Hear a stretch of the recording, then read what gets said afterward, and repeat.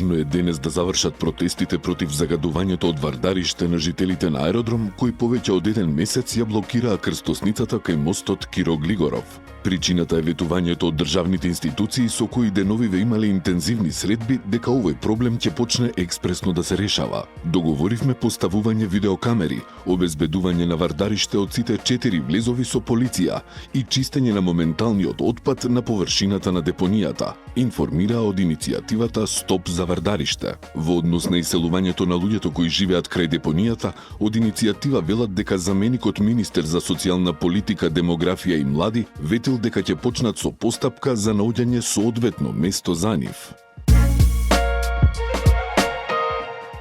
Загрижувачки податок соопшти од МВР дека од почетокот на 2025 година до крајот на септември санкционирала дури 18.458 возачи кои возеле без да поседуваат возачка дозвола. Според податоците, најмногу прекршоци се регистрирани во Струмица и во Скопје, каде биле уловени дури над 3200 лица кои што управувале со возило без положен возачки испит. Според МВР, и во октомври е продолжена праксата да се вози без возачка дозвола. Само во првата недела од овој месец се фатени 373 возачи без возачка. Од Министерството најавуваат дека засилените контроли ќе продолжат и во наредните денови низ целата држава, со цел зголемување на безбедноста на патиштата.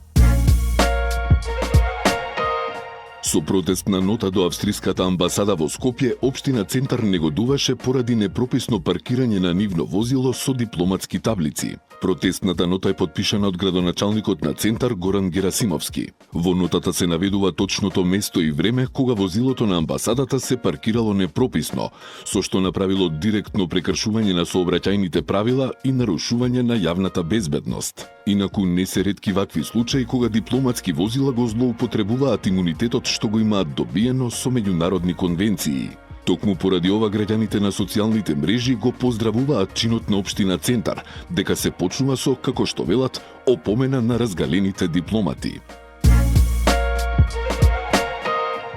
Се уште трае шокот во Скопје од изнесените податоци дека во 2 приватни домови за стари лица повеќе од 3 години станарите, стари и изнемоштени луѓе трпеле физичко и психичко малтретирање, понижување и деградирање од страна на персоналот. Јавноста прашува, прочешлани ли се институционално многуте други домови за згрижување на стари и болни лица? И зошто требало дури 3 години во домовите каде што сега ги притворија собственичките да се открие крајно несовесното и нехумано работење? Без континуирано и системско контролирање на оваа чувствителна сфера, каде на чување се даваат и луѓе кои се со намалено физичко и психичко здравје, се виде дека може да има многу злоупотреби. Македонскиот систем не смее тоа да го дозволи во иднина, затоа треба да ги пресредне работите еднаш за секогаш и да воведе ред.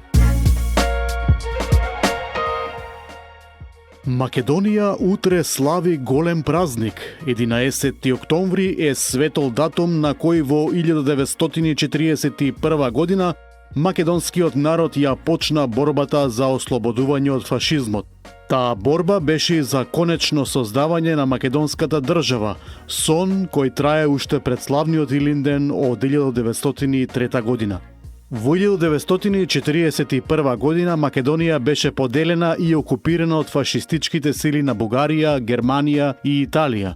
Непокорните македонци во Прилеп и Куманово токму на 11 октомври почнаа сооружената борба и така воедно ги потврдија пред светот аспирациите за национална и политичка автономија.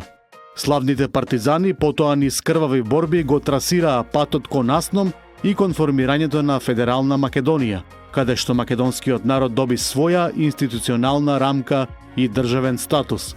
Македонија со опразнувањето на овој ден се потсетува на тие херојски времења, но и се потсетува дека борбата за зачувување на културните и историските особености на македонскиот народ никогаш не завршуваат.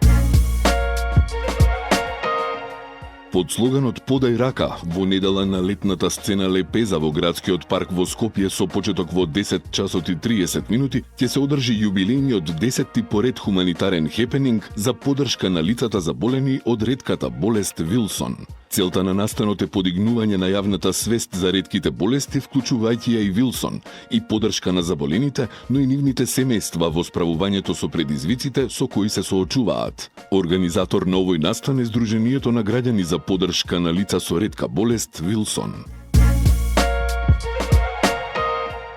Македонската публика вечерва во НОП ќе има ретка можност да ја проследи музичката драма Риголето од Джузепе Верди, но со гости од странство. Насловната улога на Риголето ќе толкува гостинот од Јужна Кореја Леон Ким, а ќе настапат и македонските уметници Билјана Јосифов, Владимир Саздовски. Напишана според драмата на Виктор Иго Кралот се забавува, Риголето како опера е раскажана со возбудлив музички јазик и нејзиниот успех наназад низ историјата не се должи само на либретото, туку уште повеќе на прекрасните арии и на воопшто убавата мелодиска структура. Театарската представа Фамилијата Адамс се вечерва на програмата на Драмски театар Скопје. Во денешниот свет, каде што секојдневието станува се поголем хаос, Фамилијата Адамс е можеби символ за издржливост. Тие остануваат цврсти во својата посветеност еден кон друг, незасегнати од тој надворешен хаос. Представата е необична и од драмски предупредуваат на несекојдневните сценски ефекти кои придонесуваат за подобро експонирање на семејството Адамс, кое секоја општествена и социјална ненормалност ја прифаќа и живее како нормална.